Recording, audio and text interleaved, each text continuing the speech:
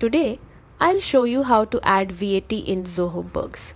Like and subscribe for more finance tips. First, log into Zoho Books and click the gear icon at the top right to access settings.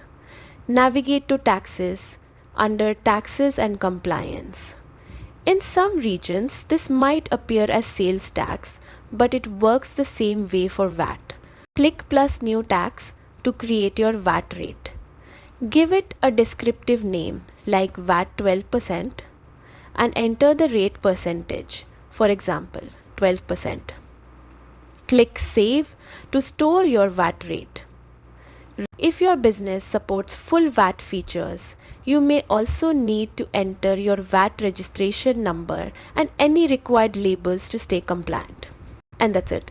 Your VAT is now added in Zoho Books, keeping your records accurate and tax ready. Regularly review your VAT settings to stay up to date.